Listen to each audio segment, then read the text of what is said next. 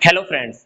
हमारा टॉपिक चल रहा है जीएसटी का प्लस 11th क्लास की हम जर्नल एंट्रीज सीख रहे हैं। जीएसटी को बीच में हमने अप्लाई करना, पीछे की 8 वीडियो में हमने बहुत कुछ सीखा है।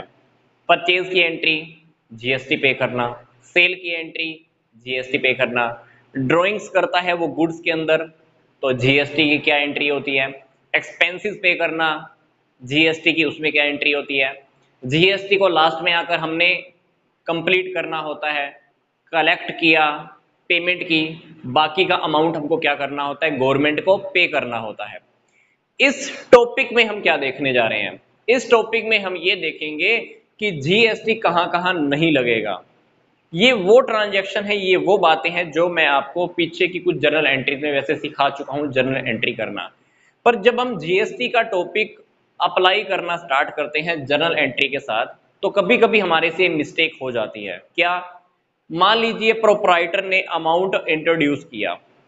जब प्रोप्राइटर बिजनेस स्टार्ट करता है कैश के साथ, मतलब जब वो अमाउंट लेकर आता है, हो सकता है कि जीएसटी की एंट्री के टाइम पर हम जीएसटी अप्लाई कर दें, पर नहीं, हमको जीएसटी अप्लाई नहीं करना है।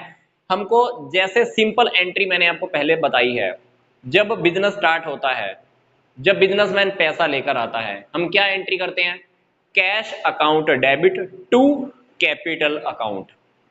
जीएसटी के क्वेश्चंस के अंदर भी अगर आपको इस टाइप की एंट्री मिल जाती है कि कैपिटल इंट्रोड्यूस की है बिजनेसमैन ने अभी पैसा लगाकर बिजनेस स्टार्ट किया है, तब भी हमको यही एंट्री करनी है, cash account debit to capital account. आपको जीएसटी लगाने की बिल्कुल भी जरूरत नहीं है।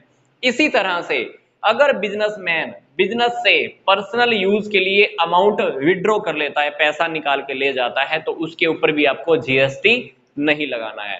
पर पीछे वाली जर्नल एंट्री के अंदर, पीछे वाली वीडियो के अंदर हमने क्या देखा है कि जब वो गुड्स की ड्राइंग करता है तो हमको जीएसटी लगाना होता है। गुड्स के ऊपर ड्राइंग करता है तो जीएसटी लगाना है। पर अगर वो अमाउंट विड्रॉ करता है, बिजनेस से पैसा निकाल लेता है पर्सनल यूज के लिए, तो हमको जीएसटी नहीं लगाना। तीसरी बात, जब हम बैंक में पैसा जमा करवाते हैं या बैंक से पैसा निकलवाते हैं, तब भी हमको जीएसटी की कोई एंट्री नहीं करके दिखानी।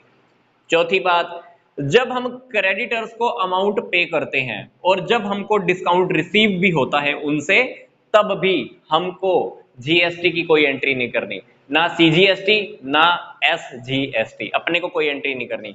इसी तरह से जब किसी पार्टी से मुझे पैसा मिलता है, मान लो मैंने किसी को सेल किया था उधार, अब वो मेरा कौन बन गया? डेटर। अब डेटर्स लोग क्या करते हैं? मुझे पेमेंट देने वाले हैं। डेटर्स लोगों को मैं कभी कभी डिस्काउंट भी देता हूं। तो इस मैटर के अंदर, इस केस के अंदर भी हमको कोई भी जीएसटी की एंट्री नहीं करनी है। अगली बात आती है बेड डेट्स। बेड डेट्स क्या होता है वैसे मैं आपको पहले बता चुका हूं, पर फिर भी हम बता देते हूं। बेड डेट्स का मतलब होता है डूबत ऋण। कभी कभी ऐसा होता है, जनरली ये बिजनेस में होता रहता है, हमारा कुछ पैसा डूब जाता है। तो अगर आपका पैसा डूब गया है तो जितना अमाउंट आपका डूब जाता है उसके ऊपर अपने को कोई जीएसटी नहीं लगाना है। कभी कभी डूबा हुआ पैसा रिकवर भी हो जाता है, जिसको हम बोलते हैं बेड डेट्स रिकवर्ड। तो अगर आपका डूबा हुआ पैसा रिकवर हो जाता है, तब भी आपको जीएसटी की कोई एंट्री नहीं करनी। मतलब बेड डेट्स के टाइम पर भी, जब डूब जाए और जब डूबा हुआ पैसा रिकवर हो जाए, तब भी हमको जीएसटी की एंट्री नहीं करनी है। तब भी हम सिंपल सी एंट्री करेंगे जो हम पहले ही करते आ रहे हैं। पहले क्या एंट्री करते थे? Bad debts account debit to party का नेम, जिस पार्टी का पैसा डूबा है उसका हम लिख देते हैं, सिंपल सी बात। सातवीं बात, वेजिस और सैलरी। वेजिस और सैलरी पे करने के टाइम पर हमको जीएसटी की कोई एंट्री नहीं करनी है। आठवीं बात, इलेक्ट्रिसिटी बिल, बिजली का जब आप बिल पे करते हो, पानी का जब आप बिल पे करते हो, तब भी आपको जीएसटी की एंट्री नहीं करनी है। क्योंकि बिजली के बिल और वाटर के जो पानी के जो बिल होते हैं, बिजली के बिल और पानी के बिल, ये लोकल अथॉरिटीज संभालती हैं और लोकल अथॉरिटीज ऑलरेडी उसके ऊपर टैक्स लगा लेती हैं। इसलिए हमको इसके ऊपर अलग से जीएसटी पे नहीं करना होता है, क्योंकि वो ऑलरेडी टैक्सेस वगैरह लगा लेते हैं, वेस्टेज का टैक्स, पानी का वेस्ट होने का टैक्स, ये टैक्स वो टैक्स, वो ऑलरेडी हमारे बिल के अंदर ऐड होकर आ जाता है। इसलिए जब पहले से ही हमने टैक्स पे कर दिया तो उसके ऊपर काहेगा जीएसटी पे करना भाई। अब तो अब इलेक्ट्रिसिटी बिल के ऊपर, वाटर बिल के ऊपर अपने को कोई जीएसटी नहीं लगाना है। अगली बात आती है ट्रैवलिंग एक्सपेंस।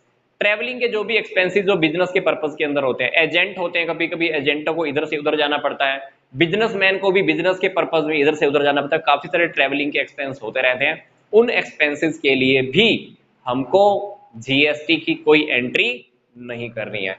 आई होप आपको ये वीडियो नंबर 9 अच्छे से समझ में आ गया होगा। तो पहले की 8 वीडियोस आपके लिए ही बनाई हुई है, बिल्कुल सिंपल लैंग्वेज के अंदर, आप एक बार वो भी जरूर देखिएगा। तो मिलते हैं नेक्स्ट 10th वीडियो के अंदर।